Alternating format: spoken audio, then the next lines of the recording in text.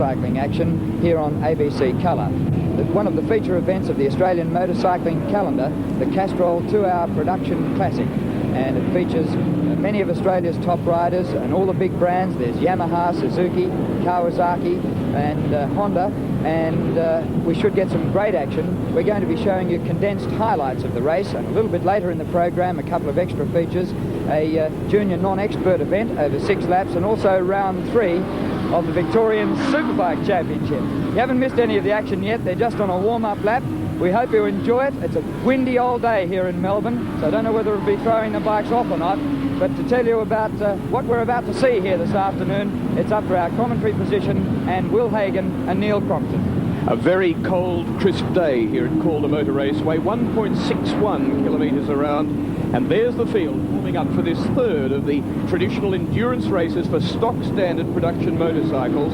There are 41 bikes that practiced and will take their place on a 5-row grid, 9 of them on the front row, and believe it or not, just 0.6 of a second separating the first 9 bikes in practices. The pace should be frantic, and we look there at John Kaiser on number 18, one of the quicker ones, and we'll have a look at them when they settle down on the grid. But the big story in the outright class is the GSX 1100 Suzukis, because there are 6 of them on the front row of the grid, and they occupy the first 6 positions. Number 5, Neil Chivers, co-winner of the Perth 4-hour recently. Number 7, Andrew Johnson. He and Chivers both recorded 48.3 seconds. Johnson riding number 7, the young Victorian. Number 3, the Tasmanian, Malcolm Campbell, 48.4, just a 1/10 of a second slower. And we look there at number 8, Michael Cole, the winner of the race in 1978, when he debuted the CBX 6-cylinder Honda and went to a brilliant victory. Fell last year, though, and didn't complete the race. There's Mick Leeson on number 46, one of the outright bikes, one of many GSX Suzukis in the race.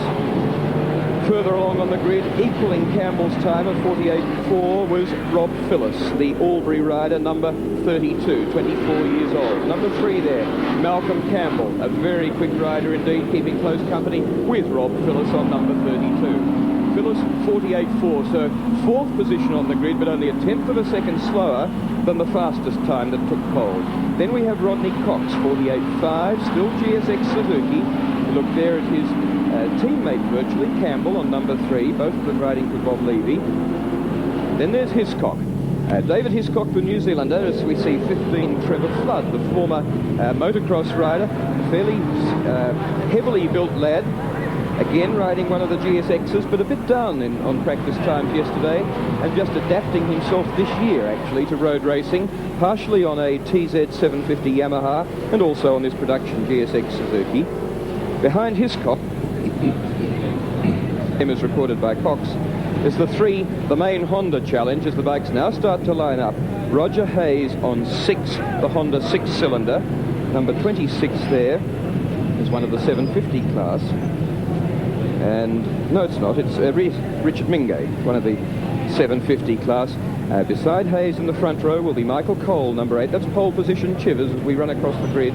And then Alan Decker, number 10. But there's going to be a big story too in the 750 class. Neil? There certainly is, Will. The 750 class for 1980 is looking the best it's ever looked. There's something like 20-odd riders that are certainly capable of taking out the 750 class, and there's a full array of racing machinery, including the Hondas, the Kawasaki's, the Suzuki's, and the Yamahas. That's the start of the second row. Harmon on 23, Flood 15, Pratt on 52, 4 Dennis Neal, the quickest of the 750s, then 37 Lewis, the quickest Yamaha in the 750s, 97 Taylor, the quickest Suzuki, and 27 Hawthorne, the quickest of the Kawasaki 750s. The rev's building, and we're ready for the start of Victoria's most prestigious production bike event, the Castrol 2-hour. Not a set number of laps, but 2 hours race time. Last year, atrocious conditions as the rain bucketed down, and with the clouds overhead, it's not an impossibility to be repeated today. Riders tense, starting to move and away. And it's 41 enormously powerful motorcycles away on what's going to be a most testing test of riders. That's Rob Phillips into the lead with, and there's a spill. Johnson was inside him on 7. That's Malcolm Campbell on 3. So already drama as Phillips and Johnson argue over the lead. In behind them on 56, David Hiscock from New Zealand, and slotted into 3rd place. A little bit of a surprise, I should think, Will. That's number 6, and that's Roger Hayes for Team Honda. Lovely start. See the field streaming through the S's for the first time on their 2-hour journey in the 1980 Castrol 2-hour production classic. The GSX 1100 Suzuki, and we've lost number 7, Andrew Johnson, into the fence, and he'll be very upset about that. So the track already starting to claim 2 riders in the opening lap of this year's 2-hour race. The field streaming by, including open class bikes and 750s. Johnson, the handicapped rider who's so determined, 23 years old, and this is unbelievable. Riders coming off everywhere. That's on the entry to the straight at Glowweed Corner. Standing lap time of 56.35. Oil on the track. Now the sign is being held out and down with another one. Well, this is crazy. It is just so slippery, and riders are really going to have to adjust now for this. 3 down in less than 2 laps, in just over 1 lap. And it is Roger Hayes, the only one in the outright class that didn't fall in last year's rain. So Roger Hayes in a commanding position now through the S's for their 2nd time. CBX 1000 6-cylinder Honda. Debuted at Caldar in 1978. Last year, Team Honda had a mixed bag. Tony had claiming the eventual win in rather atrocious conditions, as we mentioned before. But this year, the scene looking a little better. In 2nd place, number 5, favourite for the event, Neil Shivers from New South Wales on the GSX 1100 Suzuki. And there you see the 2 flags, the yellow flag indicating that the riders should take caution, and the yellow and red flag indicating that there's oil on the circuit. Well, those falls will be some of the best news that Roger Hayes could have, because he reckoned that the GSX Suzukis would go away from him at about half a second a lap. At the moment he leads from, as you can see there, Neil Chivers in 2nd place, 3rd place Hiscock, the man who's been so consistent this year, in 4th place Michael Cole on number 8, the other 6-cylinder Honda. Big drama already in the pits with number 32, Rob Phillips, coming in on the GSX 1100, so that is really going to make a very interesting start to the 2-hour. There's number 5, favourite for the event, partner to win in the New Zealand 3 and 6-hour events with Dave Hiscock. Neil Shivers from New South Wales, the son of former motor racing champion Doug Shivers. They're 07, one of the the 750 class bikes. That's Rick Blackmore, and a highly favoured rider indeed in that class. The meteoric impression on road racing in Australia for 1980. He's taken over the spot left by Greg Pretty after going across to Europe. Rick Blackmore, certainly one of the favourites in Australian road racing championships for 1980. There's our leader. And Michael Cole, his teammate, moving down into 3rd place now. Cole, not a sprinter as much as, for instance, Neil Chivers or perhaps Roger Hayes, but an enormously consistent rider who's had a tremendous record. Won the Suzuka 8-hour in Japan last year, a most difficult and prestigious race to win, the co-riding with Tony Hatton. Won the Arai 3-hour at Bathurst this year on that tremendously difficult circuit, and of course won this race back in 78 on the 6-cylinder Honda. A very determined, smooth and easy rider, slots himself now into 2nd position. Could well be Honda 1-2 as they make their way up the rather long Caldar back straight, and today they're heading into a fairly stiff northerly breeze which is going to hold them back a little, but of course they're going to get the advantage down the main straight. There's our leader, number 6, Roger Hayes. Behind him, that dice going on between Cole and Hiscock from New Zealand. Well, in fact, there's Rick Blackmore in front of Hayes on 07, so obviously he's had some delay to be lying in front of Roger Hayes at this stage. But Roger, the sad story on that was that he fell off it on the road only a couple of weeks ago. And Chris Dowd, his mechanic, had done an enormous amount of work detailing every little piece of the motorbike. As we look there, Hiscock on 56, followed by Cole on 8. And there's Cole dicing with Hiscock going inside him as Hayes still leads on 6. But and you can see now Hayes has moved past Blackmore, who runs in the smaller 7 class. And then we watch them go off up the back straight, which is known as general credits. Interesting to note that Roger Hayes was frantically working in the pits just 5 minutes before the event to try and rectify a brake problem. They were down on pressure, they checked the master cylinder, they checked the pads, and of course you can see the results at the moment. They've obviously got it fixed. Just to run through race order at the end of 6 laps, Hayes on 6 leading from Hiscock 56, Cole on 8, number 5 Chivers 4th. Behind him, Rodney Cox on 2, Alan Decker on 10, another of the Hondas, but a 900 4-cylinder. 23, Paul Harmon. 46, Mick Neeson. And then 15, Trevor Flood. So all outright bikes up in the front. The promise of some of the 750s getting among them hasn't been realised at this stage, but that's a tall order for people like Dennis Neal on 4, Paul Lewis on 37, who will be having a real old carve up in that 750 class. And in fact, the class positions there have come through one lap later on the end of 5 laps, showing Dennis Neal in the lead on 4. From 74, Simon Jones actually is one of the outright class bikes. 97, though, Glenn Taylor lying second in that class. 51, Rick Gill. And then 19 is Martin Hone. Well, it certainly hasn't been as the experts predicted. The GSX completely dominating all the other events around Australia. But today the Honda's getting the jump in those early parts. The oil flag's still flying, and lap time's now down to 50.1 seconds. Looking at Decker there just a moment ago on 10, being closely followed on 23 by Paul Harmon, the rider from Wagga in New South Wales. Indian file along the back straight. Hayes, Hiscock, then Cole. And look at them tucked in underneath one another. Then Shivers on number 5. Rodney Cox. Alan Decker, number 10. 23, Harmon, then the lapped rider, Rick Blackmore in 07. There's Dennis Neal. He's the 750 class leader. Big man Dennis Neal, rides so hard. Had a bad injury here at Caldar back in 1977. Broke his legs, and look at the slipperiness up the top of the straight. But nobody, I think, rides harder than Dennis Neal on a big bike. And Honda are a bit put to it at the moment to match the speed and the handling of these GSX Suzukis. And so Dennis Neal opted to chase the 750 class. The leader's now getting around the circuit in 49.8 seconds. Hiscock and Hayes. The big Honda versus the big Suzuki. Hiscock up on the inside, under brakes. Beautiful riding as they go through the S's. And Hiscock from New Zealand. Certainly the production racing king in Australasia. Around Glowleaf corner. Puff of blue smoke from the Suzuki. Or was that just something on the circuit? Michael Cole there, getting his bike out sideways, the big 6-cylinder Honda. Hayes says that the problem with the Honda, it's got a lot of squirt, but it's at that top corner that he can't match the handling of the Suzuki. It's a big, heavy bike with not quite as much ground clearance and a very big, wide 6-cylinder engine. He likes it to ride because he says it's got some power, it's got something to play with, some challenge. But he can't crack the throttle open as soon on the corner coming onto the back straight, or onto the main straight, as can the GSX Suzuki riders. And let's have a look in just a moment at the comparison between Hiscock on the Suzuki and Hayes on the 6-cylinder Honda. Similar capacity, but very different mechanically. That's the corner we're talking about. So it's a Honda sandwich between the Suzukis at the moment. Hiscock leading on the GSX 1100.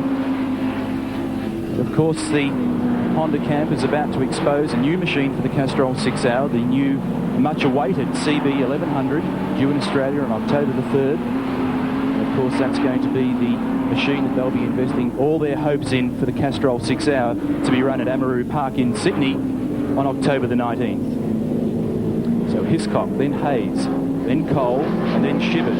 First 4 placings in the Castrol 2 Hour for 1980. 24 sandwich in between them there. Being lapped was one of the 750s, Grant McRitchie.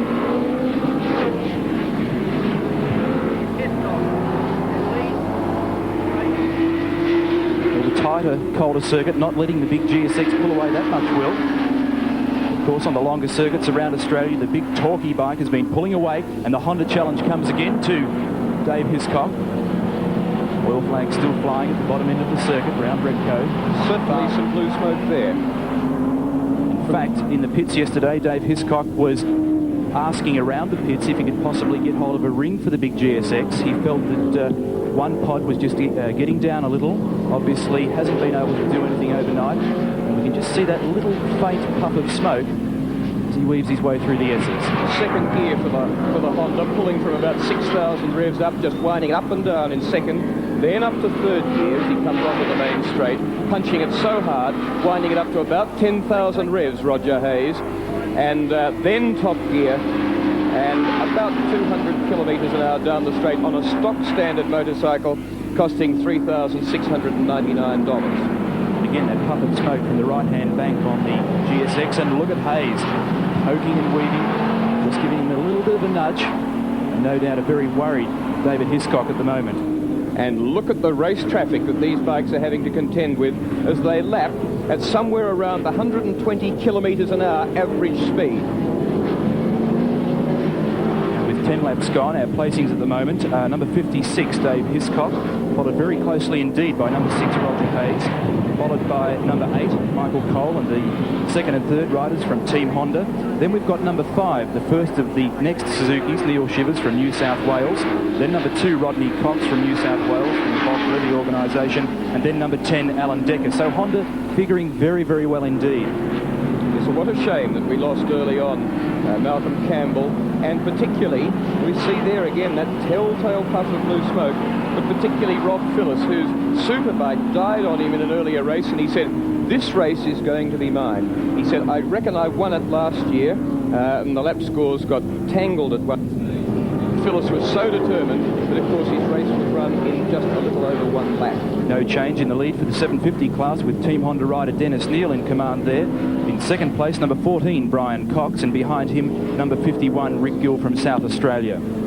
So Team Honda looking very, very good in not only the unlimited class, but the 750s as well. And they're starting to weave their way through traffic now. And this is going to be one of the important factors of the race, whether or not the leaders can contend with the slower machines in 2 hours of fairly fierce production racing. In fact, the fellas were saying in the pits this morning that this is a sprint race. It's not an endurance race. This is stocks out as hard as they can go for 2 whole hours. Indeed, the Castrol 6R, your choice of machine and the way that you ride it, it depends to some extent on tyre wear. But here, that's of no avail. You just ride it as hard as you think you can go. There's Michael Cole on 8, looking very nicely placed and riding very consistently, not getting caught in any dice, as we see then Decker go through on 10, on 09, Greg Post. Again, a 750 class bike. They have the red number plates, the 750 class. 25. 7 seconds between first and sixth place. So only 7 seconds separating those first few riders. Number 4, Dennis Neal from Team Honda. The CB750 Honda, as Will mentioned before, a big burly man, throws the Honda around the circuit, and with the expected domination of the 1100 Suzukis, many of the riders were defecting back to the 750 class, and Dennis Neal was one of them. Of course, the Castrol 2-hour, unlike the Castrol 6-hour, sees one rider taking the whole event on his own. Dennis Neal had the dubious honour of being the last man to fall off last year in the rain. At the top corner coming onto the straight up at Glowweed there, only minutes before the end of the race. And he had the same thing happen in the Castrol 6R last year, where he had an argument during the race, as we go back to the leader, to David Hiscock, still dicing with Hayes, but Hayes back into the lead. In behind them, Chivers with the white and blue leathers and the Suzuki S on his back, nicely placed on number 5. But Neal fell off virtually on the last lap of the Castrol 6R last year, after having come together with Ron Bolden, been brought to the pits and had to discuss it with the stewards. So there we are, a tremendous battle building up between the CBX 6-cylinder Hondas, led by Roger Hayes on number 6, and the Suzukis, led by David Hiscock, the New Zealander, on number 56. And as the pace hots up, they're still getting down further to 49.45 seconds. There we are into about 15 minutes of the Castrol 2-hour. Our leader at the moment, Team Honda rider Roger Hayes.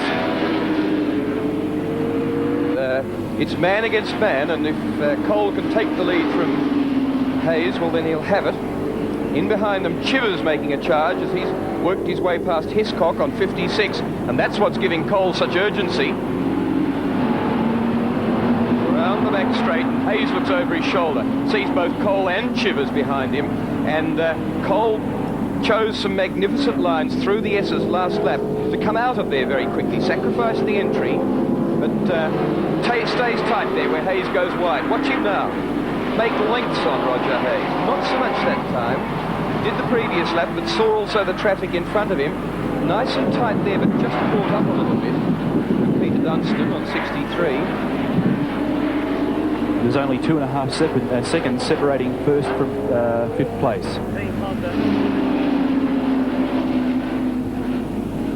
Here's Chivers pressing Michael Cole on 8, who looks to go down the inside of Hayes. Still Hayes retains the lead.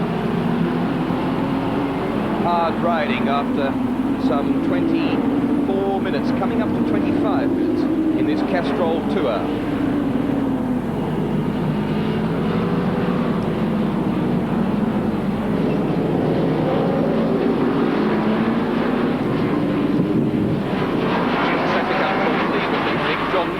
There on 72, and Hayes trusts him to the inch and goes through. A daring manoeuvre there by Roger Hayes, but knows the pressure of Michael Cole behind him on 8, and even more worrying, Neil Chivers on the Suzuki, the real opposition cab, number 5.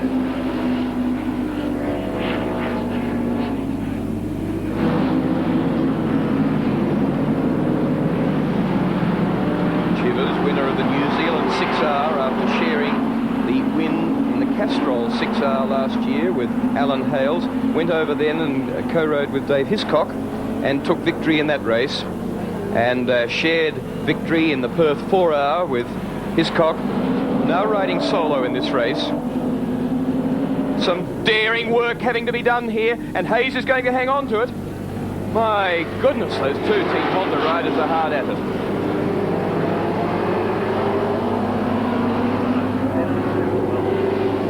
Traffic unbelievable. Rodney Cox close in behind them on number 2, another of the Suzukis.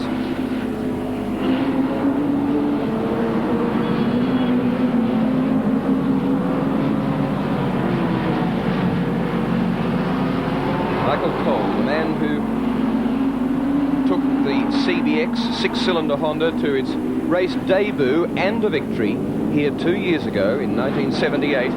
Now thrusting for the lead with his teammate Roger Hayes.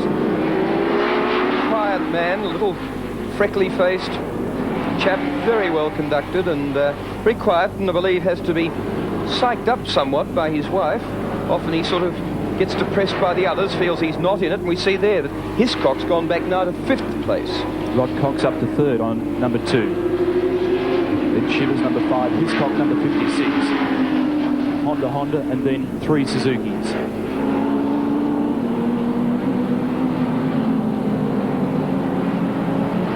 49.34 the lap time for our leader. There's the gap from our first place back through our next 4. What a magnificent shot of the bikes as they make their way up the long back straight. Michael Cole losing a bit of ground, and yet another challenger coming forward.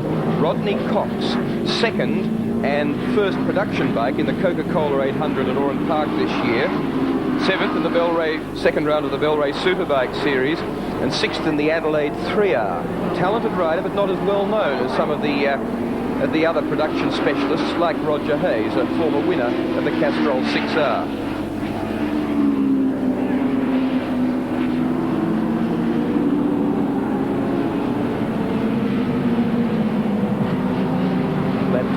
Continuing to go down with 49.29 our leader's time at the moment, so it's getting quicker and quicker and quicker, and already starting to better their practice times of yesterday.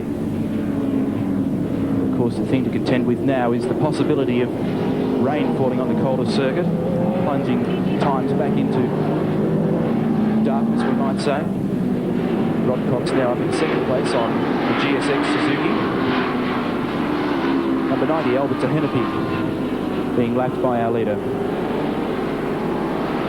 So the surprise package of the 6R so far, with 28 minutes gone, is that Roger Hayes and Michael Cole on the 2 6-cylinder Hondas are matching it with the GSX 1100 4-cylinder Suzukis, the quickest of which at the moment is Rodney Cox there in 2nd place. Could be rain. We see some on the glass of the timekeeping box up here. Heavy drops. And our leaders into the wall. Number 6, Roger Hayes, into the concrete fence at Glowweave Corner, and Rod Cox, number 2. So our 1st and 2nd places hit the concrete wall up at Glowweave, and that's going to make real drama for the race. Light rain falling on the circuit now, and there's Andrew Johnson in the Bellray leaders, come down from the fence to help those riders. Andrew Johnson, you'll remember, came off the bike very, very early in the 2-hour event, and more riders down at the back of the field. So the race position at this stage, Michael Cole, who's won so many endurance races in previous years, followed then by Hiscock. Cole on the Honda 6, number 8, Hiscock on the Suzuki number 56, and in third place with that dramatic action there as the rain starts to fall is Neil Chivers on 5. Here it is on replay. Roger Hayes has led the race virtually since the start. Down. Front goes away. You can see him screwing the front wheel around, and the bike has been hit very heavily. Brings another.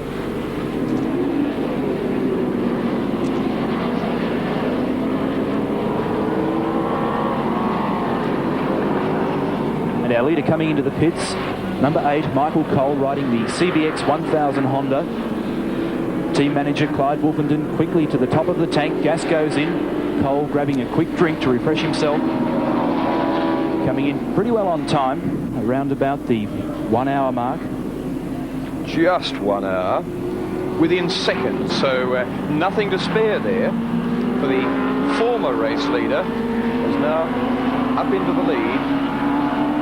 Goes firstly number 56, David Hiscock, and then number 5, Neil Shivers. So Cole out of the pits once again, dropped about half a lap on that stop, so he was probably in there for about 25 to 30 seconds, and he would be looking very, very good. 26.49 seconds to be precise. Cole out, ready now to run to the finish and waiting for the pit stop from the opposition camp, the 1100 4-cylinder Suzukis. He's made his target of half race distance, but only just. And he's got to remember that the rain would have saved just a little bit of fuel for him. With the race likely to be dry from now to the finish, it could be touch and go as to whether he can get there on a tank, depending, of course, how much he had left in the 24-litre tank when he called into the pits. So Team Suzuki going to have to do a very quick stop indeed to come back out of the pits in front of Cole. So Michael Cole looking good at the moment in third place. Hiscock in the lead, Shivers in second. Well, the track is now dry once again, and 1 hour and 25 minutes into the event and about 80 laps completed. Our leader in the unlimited class, number 5, Neil Shivers from New South Wales. In second place, number 56, David Hiscock. And in third place, after his pit stop, number 8, Michael Cole. In the 750 class, our leader is still number 4, Dennis Neal on the CB 750. Now up into second place, Chris Oldfield on bike number 01. And in third place, Victorian number 37, Paul Lewis. A fascinating situation with Neil Chivers on number 5 really screwing every bit of performance he can get out of the GSX 1100 Suzuki. He's pulled his lead over second placed number 56, David Hiscock, up to 7.65 seconds from 2 seconds some 10 laps ago, and his lead over Michael Cole in third place, who has made his pit stop, and he hopes his only one, out to 32 seconds. Now, Cole was stationary for 27 seconds, would have lost more than the additional 5 to Chivers. So Chivers now trying to build up a buffer sufficient for him to make his pit stop late in the race. And he's very nearly lost the bike coming onto the main straight as he was really giving it all, as you see now, coming out there, cranking it right over to the limits of adhesion, and the bike actually sliding. And an interesting thing, the 750's only 1 lap behind the Unlimiteds at the moment. Chivers lapping at 49.1 seconds, only 0.8 of a second out of his pole qualifying time yesterday. Chivers with hand in the air. Could he be coming in for fuel this time around? Obviously, they won't be taking on tyres. The tyres they're running on, Pirelli Phantoms. No need to change these in a short 2-hour event. Hand comes up, Neil Shivers, number 5, heads towards the pits. Unlocks the fuel cap. And a lead of 42 seconds over Michael Cole, who was leading the race until he made his pit stop. 27 seconds for Michael Cole, stationary. Let's see what Chivers does from now. Of course, much more than 27 seconds involved in the slowdown into the pits and out of it. But Chivers, a man on brilliant form, who's thought about this race, taken it easy through the rain and the opening laps, and really has been putting enormous pressure on the rest of the field. Has pulled his gap up from his lead up from 28.5 seconds to 42. Stationary for some 4 seconds less than Michael Cole. Out onto the circuit now. And Michael Cole goes back into the lead. Michael Cole there on number 8 leads the Castrol 2 hour again. And Neil Chivers on the potentially faster bike is tucked in behind him, and we've also, in the story, got David Hiscock squashed in between them on 56.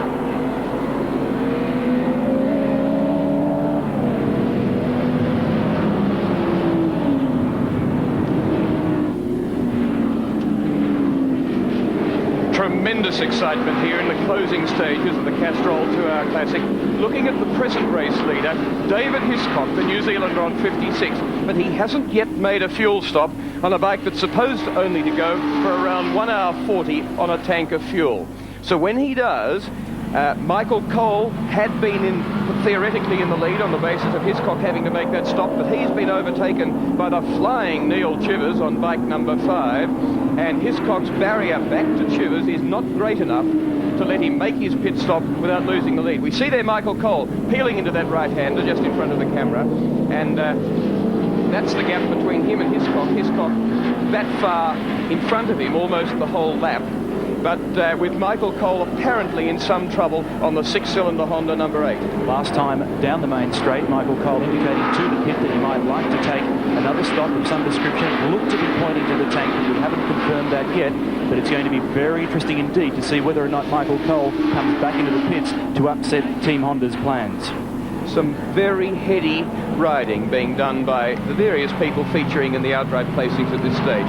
Cole, who was prepared for some cut and thrust early in the race with his teammate Roger Hayes, and who came the better out of it when Hayes dropped his bike on the Glowweed corner approaching the main straight. But Chivers on 5 and Hiscock there on 56 wanting to stay out of it, and in fact setting their own pace, and particularly Chivers has been noticeable more so than Hiscock, who did in fact have the lead at one stage early in the race. Chivers hanging back when the track was slippery early on and when everybody was dicing and using more fuel, being harder on their bikes. And look at Hiscock sliding that big bike, 73 kilowatts of power, and not a light bike, some 243 kilograms, but he's handling it with absolute aplomb, but even more so to Neil Chivers there on number 5, because just watch the style of this man, the flow of him. Here is a man on absolute form who's not thinking about line, he's planning the next corner, and he's planning to lap riders and so on. And Neil Chivers is a delight to watch as he laps around the 49 seconds, and in fact has been down under 49 seconds, an hour and a half into a race, only half a second slower than his pole-winning time yesterday. And the gap between first and second now lies at 32.79 seconds, and the gap between second and third, 13.88. And still with this pit stop to come, and there's the indication from David Hiscock, the New Zealander, who this year has won the Adelaide 3-hour, the Perth 4-hour, last year won the New Zealand Castrol 6-hour, but nevertheless is a slightly underrated rider in Australian production racing. Let's see, though, as he works his bike so hard and is in there behind Alan Decker on the Honda number 10. That's a Honda 900, as opposed to Michael Cole's Honda 6 in behind, bike number 8.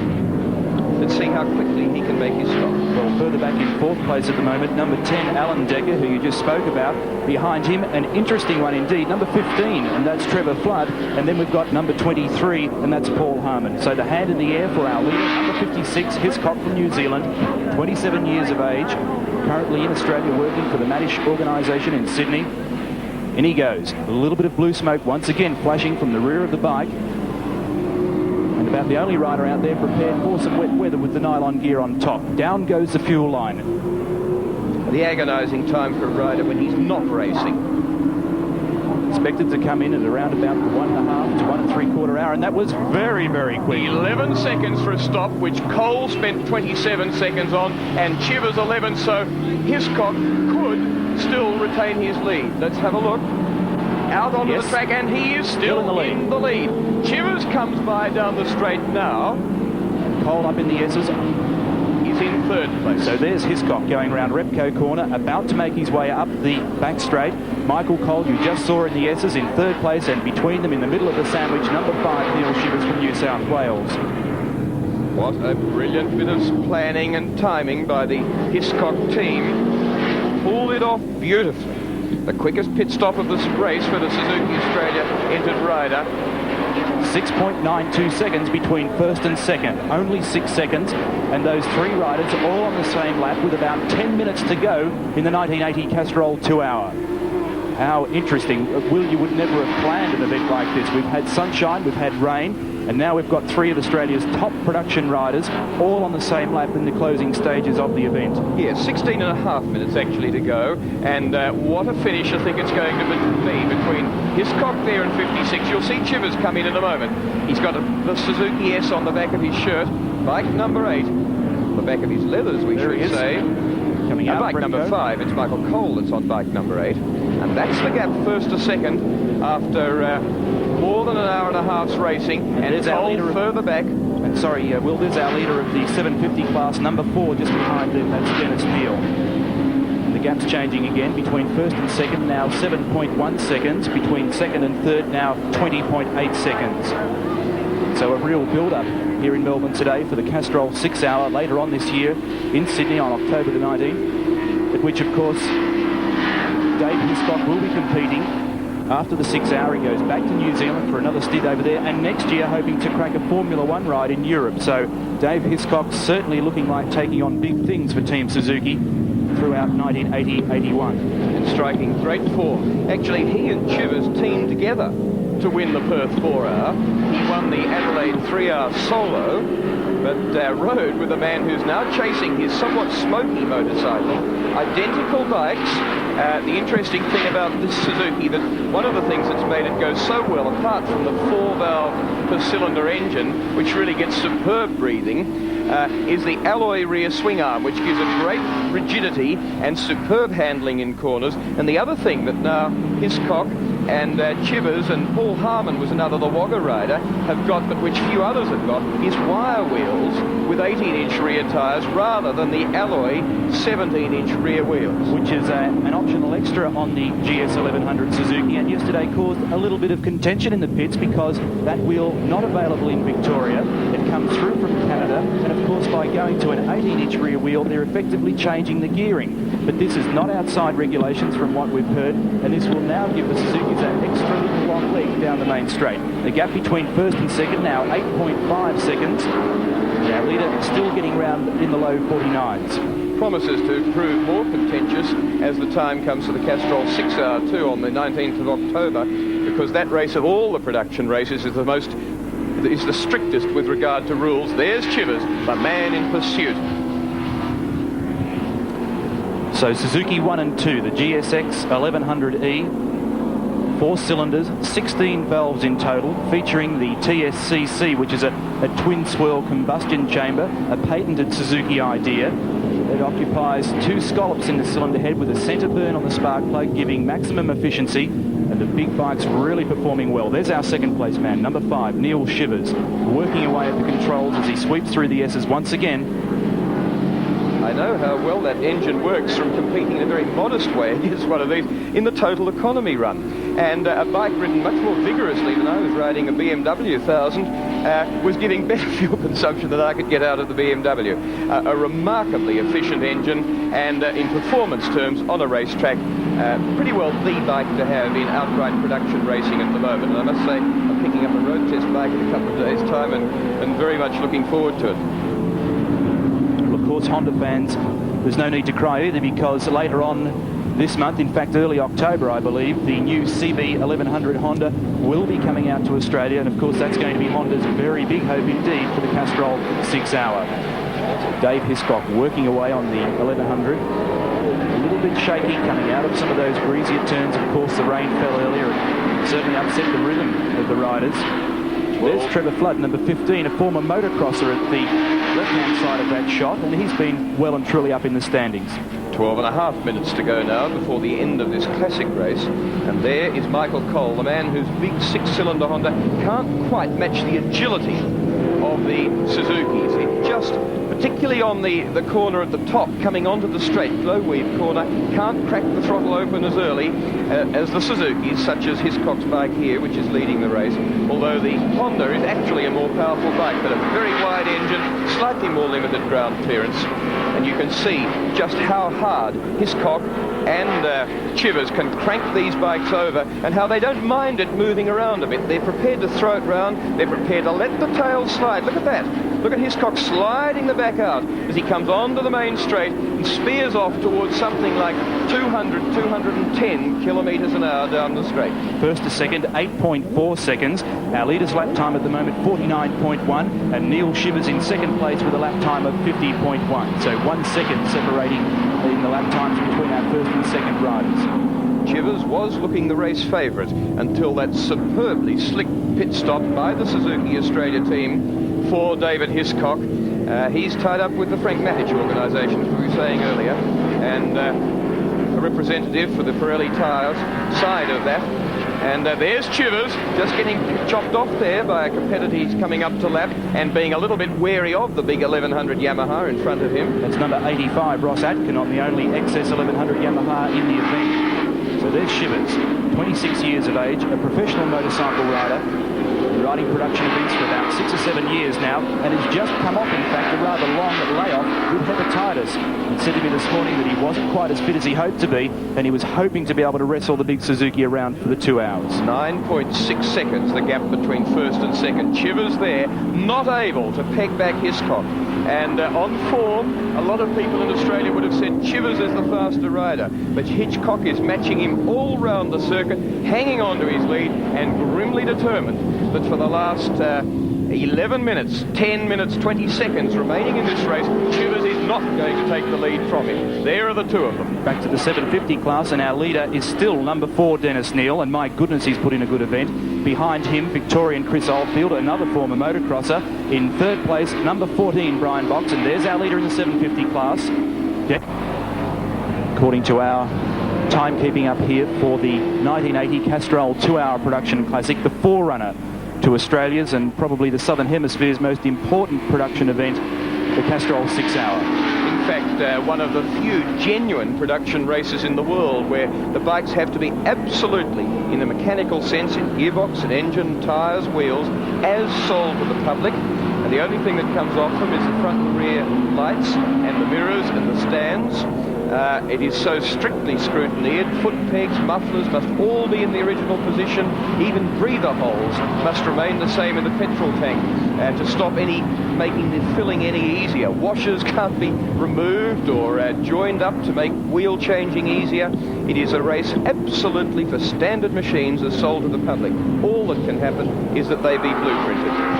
And let's have a look at the placings now in both of the classes. Our leader, as you can well see, number 56 from New Zealand, Dave Hiscock. In second place, we've got number 5, Neil Shivers. In third place, the first of the Hondas, number 8, Michael Cole. Behind him, teammate on the 900, Alan Decker. Further back again to number 15, Trevor Flood. Then we've got number 52, Wayne Pratt, and number 23, Paul Harmon. To the 750s and the first 3 placings, Dennis Neal, Chris Oldfield, and number 19 in third place, Martin Hone. The thing to remember is that as it's a 2-hour race, the flag can fall on any rider. They may well just extend it, but the flag is coming out now, the checkered flag for David Hiscock on 56, and probably in deference to a superb ride, beautifully judged, the checkered flag will be kept for him. In fact, there is some 22 seconds to go, so it would finish early if they bring it out on this lap, the end of this lap. And I don't think he'll get it. He flashes by and he's off on another lap. And the start line officials are watching, the checkered flags at the ready, but Hiscock, as you can see, off on another lap and may not have the honour of getting the checkered flag first. Coming up to second place man in the 750 class at the moment, Chris Oldfield. And the checkered flag coming out at the end of the 2 hours for the 1980 Castrol 2-hour production classic. And there's our leader, number 56, Dave Hiscock, through the S's for the last time. An awful lot of riding. Don't fall off David Hiscock. Let's watch him at the last couple of corners. Very greasy, glow weave corner. Smooth and steady. A brilliant ride. And a checkered flag for number 56 from New Zealand, Dave Hiscock. Followed home by Neil Chivers, number 5 in second place. Michael Cole taking third outright on the 6-cylinder Honda number 8. Alan Decker pulling himself on the 4-cylinder Honda 900 up to 4th place in front of Trevor Flood on the GSX Suzuki number 15 and Wayne Pratt on 52. Well, there's Cole, number 8. The gap between first and second as they crossed the line, Will, 12.1 seconds. And our third place man, number 8, Michael Cole, 1 lap behind, in fact. There are the outright results. And provisional at this stage. Not necessarily the sweep for Suzuki that you might have imagined when 13 of them were entered, and they held the first 6 grid positions this morning, with the feeling among Hayes and perhaps some of the other Honda riders as well, who were 7th, 8th and 9th in qualifying yesterday, that they wouldn't be able to stay with the Suzukis, but Hondas have acquitted themselves extremely well. And here the race winner, followed then by Alan Decker on 10, who came in 4th place finally to pull up nicely towards the end. And in the top 7 placings we had 5 of the big Suzukis and only 2 of the Hondas. Now look at the 750 results, and again they're only provisional at this stage, but our winner, number 4, Dennis Neal on the CB 750. In second place, number 1, Chris Oldfield. In third place, number 19, and that was Martin Hone. Behind him, number 14, Brian Box, and further back again to number 97, Glenn Taylor, a rider who came down in the early stages in the greasy conditions and redeemed himself to collect 5th place. So that's a Honda and then a Yamaha in the 750, and followed then by a Suzuki. So a real mixed bag in those first 3 placings. In fact, we've got a full complement. We've got Honda, Yamaha, Suzuki and Kawasaki in the first 4 placings. As they were in qualifying too. The first 4 750 qualifiers were one of each of those brands. Bodes well for future production races among them, particularly at Amaroo Park, and particularly at Amaroo Park where tyre wear comes into the equation. It's irrelevant here. They can run these bikes as hard as they like through the race, but at Amaroo Park, perhaps some of those 750s might shake some of the bigger, more powerful bikes that are heavier also and harder on their tyres. And we've also got rider changes at Amaroo. The Castrol 2 Hour saw one rider take the whole event from go to woe, and there's the provisional results for the 750 class: Dennis Neal, Chris Oldfield, Brian Box. The interesting thing is that the 650 Yamaha is shaft drive, which is not considered to be a sporting option. It tends to consume some power by comparison with chain. And the XJ650 Yamaha today making its race debut in Australia. Well, a very interesting and varied race there with tremendous drama and cycling action.